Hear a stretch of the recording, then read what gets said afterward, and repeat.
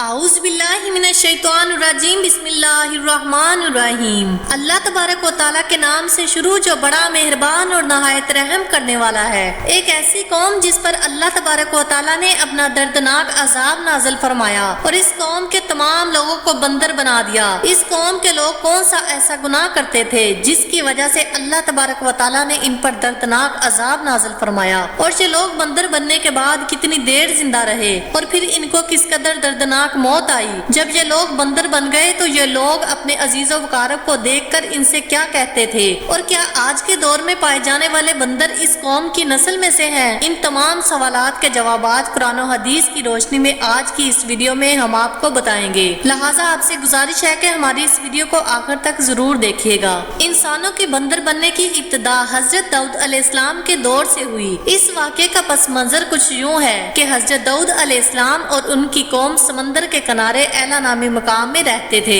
اور ان کی تعداد 70,000 کے قریب تھی۔ یہ قوم بڑی ہی خوشحال تھی اور اللہ تبارک و تعالیٰ کے فرمانبردار قوم تھی۔ اس قوم کو اللہ تبارک و تعالیٰ نے بے شمار نعمتوں سے نوازا تھا۔ ہر طرف سرسبز و شاداب باغات اور ہریالی ہی ہریالی تھی، اور اللہ تبارک و تعالیٰ کی بے پناہ کرم نوازی تھی۔ یہ لوگ اپنی اس زندگی میں بہت ہی خوش تھے۔ حضرت داؤد علیہ السلام کی قوم چونکہ سمندر کے کنارے رہتی تھی تو اللہ تبارک و تعالیٰ کا ان پر یہ خاص کرم تھا کہ سمندر کے اس کنارے پر بے پناہ مچھلیاں آتی تھی جن کا یہ لوگ کاروبار کرتے تھے اور بہت ہی خوشحالی والی زندگی گزارتے تھے۔ جب یہ قوم اللہ تبارک و تعالیٰ کی نعمتوں کی وجہ سے خوشحال ہو گئی تو اللہ تبارک و تعالیٰ کی نافرمانی بڑھنے لگی اور طرح طرح کے گناہوں میں مبتلا ہو گئی، اور پھر ایک دن اللہ تبارک و تعالیٰ نے اس قوم کا امتحان لینے کا ارادہ کیا اور حضرت داؤد علیہ السلام کو وحی بھیجی کہ اپنی قوم سے کہہ دیں کہ وہ سینچر کے دن یعنی ہفتے والے دن مچھلی کا شکار کرنا بند کر دیں۔ اس طرح اللہ تبارک و تعالیٰ نے حضرت داؤد علیہ السلام کی قوم پر ہفتے والے دن مچھلیوں کا شکار حرام فرما دیا،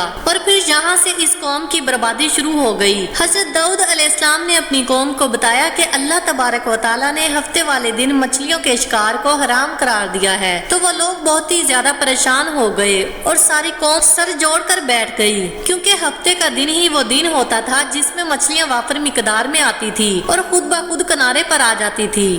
باقی دن ایسے تھے کہ بہت کم اور نہ ہونے کے برابر مچھلیاں پکڑی جاتی تھی۔ اس قوم کا گزر بسر چونکہ مچھلیوں کے شکار پر ہوتا تھا، اس وجہ سے اللہ تبارک و تعالیٰ کا یہ حکم سن کر یہ قوم پریشان ہو گئی۔ یہ نہیں جانتے تھے کہ اللہ تبارک و تعالیٰ کی طرف سے یہ ایک آزمائش ہے۔ پھر ایک دن شیطان نے ان کو وسوسہ ڈالا کہ سمندر سے نالیاں نکال کر خشکی میں بڑے بڑے حوض بنا لیے جائیں۔ جب ہفتے والے دن مچھلیاں آئیں گی تو وہ نالیوں سے ہو کر ان بڑے بڑے حوضوں میں آ جائیں گی، اور اس طرح پھر ان نالیوں کا منہ بند کر دیا جائے گا، اور پھر اگلے دن یعنی اتوار والے دن ان کو پکڑ لیا جائے گا۔ شیطان نے اس قوم کے لوگوں کو ورگلایا کہ اس طرح ہم ہفتے والے دن شکار سے بھی بچ جائیں گے اور مچھلیاں بھی ہاتھ آ جائیں گی اور وہ بھی پکڑی جائیں گی۔ بہت سے لوگوں کو یہ ہلا بازی اچھی لگی اور انہوں نے ایسا کرنا شروع کر دیا اور سمندر سے چھوٹی چھوٹی نالیاں نکال کر بڑے بڑے حوضوں میں ڈال دی، جس کے ذریعے وافر مقدار میں مچھلیاں ان حوضوں میں داخل ہو جاتی۔ اس قوم کے بدبخت لوگوں کو شیطان کا یہ ہیلا بہت پسند آیا، لیکن اس قوم نے یہ نہ سوچا کہ جب مچھلیاں سمندر سے حوض میں آ کر قید ہوں گی تو پھر مچھلیوں کا شکار ہی ہو گیا،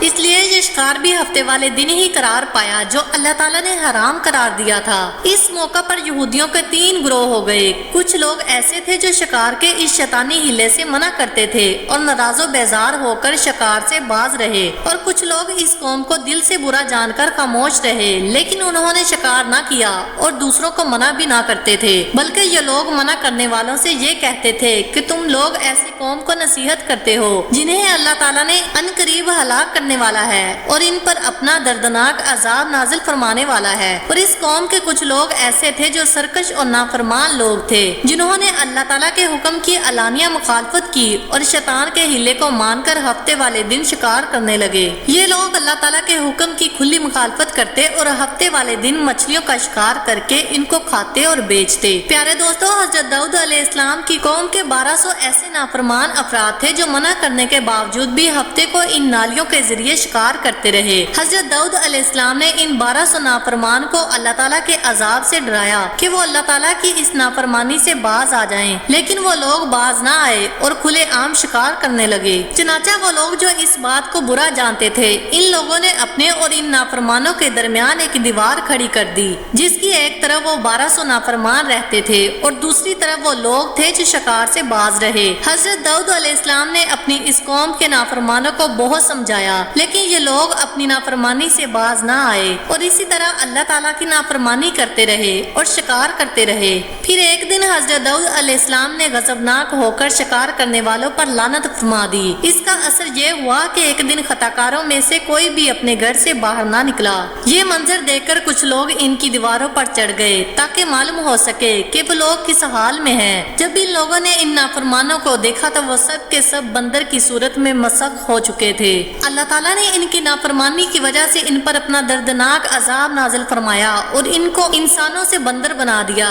جب لوگ ان مجرموں کا دروازہ کھول کر ان کے گھر میں داخل ہوئے تو وہ بندر اپنے رشتہ داروں کو پہچانتے تھے اور ان کے پاس آ کر ان کے کپڑوں کو سونگتے تھے اور زاروں قطار روتے تھے، لیکن وہ کچھ بول نہ سکتے تھے۔ اللہ تعالیٰ کے ان نافرمان بندر بن جانے والے لوگوں کی تعداد 12,000 تھی۔ ان 12,000 لوگوں نے اللہ تعالیٰ کی نافرمانی کی اور اللہ تعالیٰ نے ان کو بندر بنا دیا، جس طرح کہ اللہ تعالیٰ سورۃ بقرہ میں ارشاد فرماتا ہے، اور بے شک ضرور تمہیں معلوم ہے وہ جنہوں نے ہفتے میں سرکشی کی تو ہم نے ان سے فرمایا کہ ہو جاؤ بندر، دہتکارے ہوئے۔ اس طرح حضرت داؤد علیہ السلام کی قوم کے 12,000 نافرمان بندر بن گئے۔ یہ لوگ 3 دن تک زندہ رہے اور اس دوران یہ کچھ نہ کھا سکتے تھے اور نہ ہی پی سکتے تھے، بلکہ یوں ہی بھوکے پیاسے سب کے سب ہلاک ہو گئے اور 3 دن کے اندر سب کے سب مارے گئے۔ اور وہ لوگ جو ان نافرمانوں کو اللہ تعالیٰ کی اس نافرمانی سے روکتے تھے، اللہ تعالیٰ نے ان کو اس عذاب سے سلامت رکھا، اور وہ لوگ جو اس شکار کو برا جان کر خاموش رہتے تھے، اللہ تعالیٰ نے ان کو بھی اس عذاب سے سلامت رکھا۔ پیارے دوستو، اب بات کرتے ہیں کہ آج کے دور کے بندروں میں سے کیا کوئی بندر ان کی نسل میں سے بھی موجود ہے، یا آج کے دور میں پائے جانے والے بندر ان کی ہی بندروں کی نسل میں سے ہیں۔ اس کے متعلق روایت میں آتا ہے کہ حضرت عبداللہ بن مسعود رضی اللہ تعالیٰ عنہ سے روایت ہے کہ حضور پاک صلی اللہ علیہ وآلہ وسلم سے کسی نے سوال کیا کہ آج کے بندر کیا حضرت داؤد علیہ السلام کی قوم سے ہیں؟ تو حضور نبی کریم صلی اللہ علیہ وآلہ وسلم نے ارشاد فرمایا کہ اللہ تعالیٰ جس قوم پر عذاب بھیجتا ہے یا ان کی شکلوں کو مسخ کرتا ہے تو یہ عذاب انہی پر ہوتا ہے جن پر وہ عذاب نازل ہوا تھا، اور اس کے بعد اللہ تعالیٰ ان لوگوں کو ہلاک کر دیتا ہے اور ان کی آگے نسل نہیں بڑھتی۔ اس لیے یہ بات غلط ہے کہ کچھ لوگ یہ سوچتے ہیں کہ آج کے بندروں میں بھی حضرت داؤد علیہ السلام کی قوم کے بندر بننے والوں کی نسل موجود ہے۔ ایسا کچھ بھی نہیں ہے۔ وہ لوگ صرف اور صرف 3 دن تک زندہ رہے اور اس کے بعد سب کے سب ہلاک ہو گئے، اور اللہ تعالیٰ نے اس قوم کے نافرمانوں کو صفا ہستی سے مٹا دیا۔ امید کرتی ہوں کہ آپ کو آج کی ویڈیو اچھی لگی ہوگی۔ اگر آپ کو ہماری ویڈیو اچھی لگی ہے تو ویڈیو کو لائک کریں اور